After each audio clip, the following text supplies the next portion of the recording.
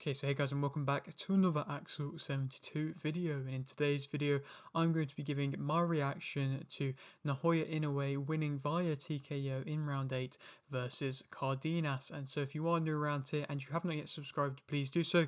Like video if you do indeed like video, and let's get straight into this. So of course this was Inoue's return to America. It was, that was the main thing it was branded upon, and on a weekend in which was set to be an excellent, amazing, demonstration of boxing at the highest level, with some of the best names in boxing appearing on multiple different fight cards all around the world.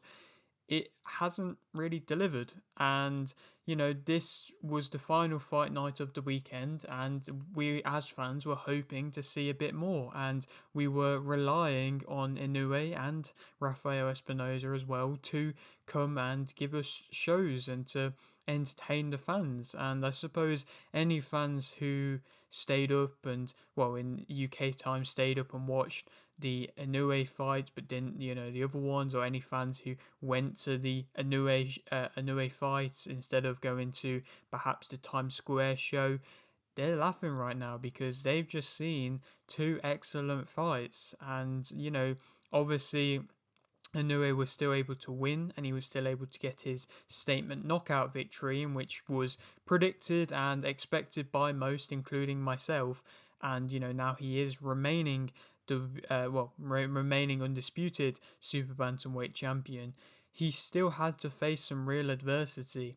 Of course, he got knocked down in the second round, and unlike when he got knocked down versus Lewis Neri, it looked like it was a really hard shot. When he got knocked down versus Lewis Neri, it seemed like it was a bit of a it was a nice shot that landed, but it seemed like it was a bit more of a flash knockdown. But this looked like a very good shot from Cardenas. He caught him with a short overhand right, which just was perfectly on the button, so well timed. And you see that with fighters who are going to be covering up in close. If they can get in close, shorten up their shots, they can catch you off guard if they're going to suddenly throw a big shot, because you don't see it coming, especially if they can shorten it up as well as what Cardenas did.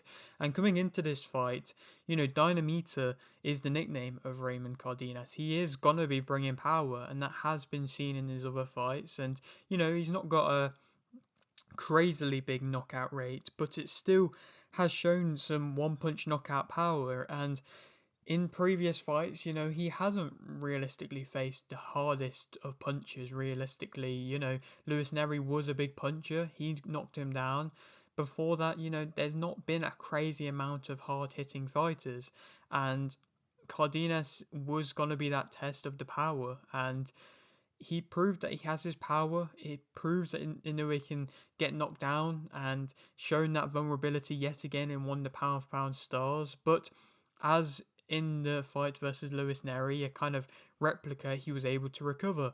In this one, though, he did very well with the count. He managed to recover himself, wait for the 8 second count. He looked at the referee, he was following the count, he was taking that extra few seconds, which, are so beneficial and so necessary. A lot of fighters don't have that level of pound for pound kind of experience, or just world level experience, where they can look to think, to recover, to take the time to be able to, wait it out and not try and rush back to your feet. And a lot of the time it's an ego thing. When you get knocked down, you want to rush back to your feet because you really want to prove to your opponent that you've not been hurt and it was a lucky shot. And it means that you're just, like I say, not fighting with that discipline. But Inoue didn't care if it made him look weaker if he was down there for a few seconds. But it inevitably was them extra few seconds, which I'm sure helped him get through the round, helped him get through the next round. From the next couple of rounds, he looked recovered. He looked like he was, able to outbox him in them next few rounds. He was staying just out of range, where Cardenas was then having to reach in, over lunge in, and was getting caught with shots from Inoue then.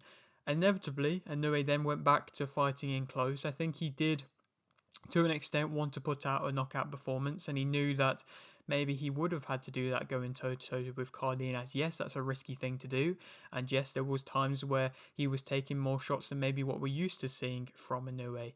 But inevitably, he was able to know that he was getting the best of the combinations. He was throwing everywhere. He was landing for the most part everywhere, and he was having success a lot of the time. And inevitably, he waited out. He knew that the stoppage was coming, and he turned it up when necessary. And even when he went to go get the stoppage, he was still throwing every weight. He was throwing punches all over the body, all over the head, and it's punishing, it's hurtful, it's spiteful, and it's inevitably, like I say, what ended up with him getting the win. And any fighter who's going to be coming against Inoue, you can't, of course, overlook them because he has that undisputed, that pound for pound recognition.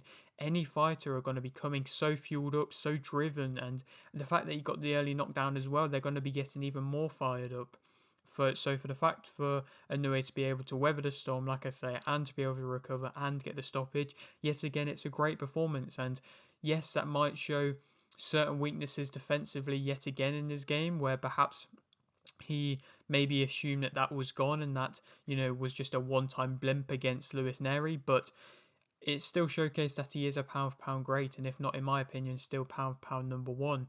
And now he's going to go on to fight Akhmadaliev next. He kind of did a little call out to him, which was the first time in which he's properly recognized Akhmadaliev, and it's going to be an entertaining fight for sure. I think Akhmadaliev has got power in his own punches. He's got better technique than Cardenas, and it will most definitely be a great fight. And I'm so excited for it. I think if he gets through it, then perhaps he'll move up to featherweight. But the fact that he has been knocked down twice in the super bantamweight division, perhaps that's showing that he's a bit weaker in the super bantamweight because he's having to cut more. Perhaps it might be showing that he isn't ready to step up to featherweight because of course they're going to be harder punches there.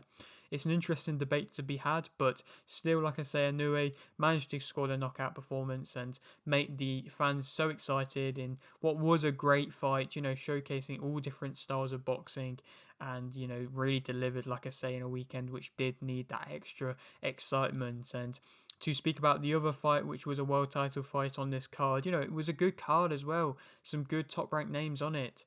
But Rafael Espinoza, of course, won via TKO in round 7 versus Vazquez to remain WBO world featherweight champion. And this was a real coming of age yet again performance from Vazquez. It seems like Vazquez is getting better with each fight. When he did become champion against Ramirez, it was a bit controversial. He didn't look bad and he looked good in the end of the fight, but of course he got knocked down badly, and a lot of people weren't sure if he had the material in him, if he was good enough to remain world champion and to defend his belt. But he's done that now, and like I said in my prediction, he needed to cover and to get through the rivalry with a rematch against Robeisy Ramirez. But this fight was going to be a pure test of just how good he actually is, because Vazquez, yes, it was him moving down into the featherweight division, but this was a guy who'd caused problems to real top level guys. Raymond Ford he caused him some real issues. Joe Cordina, yes, he lost to Kache, but he still is a very good high level fighter. And Espinoza was able to have so much success against him and then able to stop him as well, which was, like I say, something in which no fighters really even had him hurt at a high level. So to be able to stop him, and quite brutally stop him as well, was so impressive.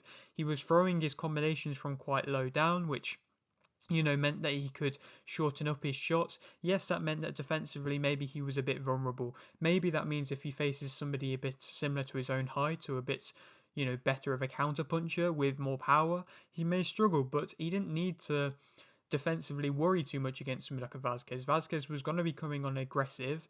He looked like he had a bit more strength in him, Vazquez, and was throwing with a bit more intent, but it still wasn't enough. Vazquez, like I say, was going to be coming on aggressive, but was going to be mainly pit-pattering shots around. He wasn't going to be throwing with crazy amounts of intent and power. And Espinoza knew that he had the height, which was way superior to Vazquez, and he knew that he just had to try and outwill him. But the fact that he was able to throw his combinations with such authority, but just with such looseness, the speed in which he was throwing with them as well, the uppercuts were just lovely. And yeah, it was inevitably a great performance, and perhaps showcasing that he could be the best featherweight around at the moment. Nick Bull probably has that title, but Espinoza is definitely, there amongst it. Liao hasn't proven himself quite yet, but perhaps after his next defense he might look really good.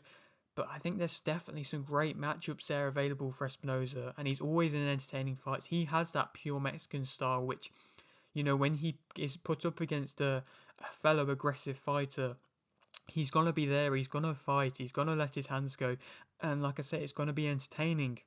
Yet again, it was entertaining, and now he moves on. Probably will fight maybe it will be interesting to see who he fights next because, like I said in our prediction, there's plenty of good names in top rank, in amongst top rank. Like I say, Liao as a name, Carrington as a name, two excellent names there to be put up against Espinoza. If not, we could see him on a Riyadh season card against a Nick Ball. That could be an excellent fight as well. Nick Ball's deserving of another chance for unification, or a chance for unification. But yeah, like I say, there's some excellent matchups out there for him. Possibly in 2026, a huge fight between Inoue. Like I say, we'll have to wait and see where Inoue's career progresses, but maybe that could happen as well. And like I say, two excellent fights yet again. Like I mentioned, saving the weekend of boxing, showcasing the entertainment value there. And yeah, that is it for today's video. Hope you did enjoy. Like the video if you did, like the video, subscribe if you're new, and thanks for watching.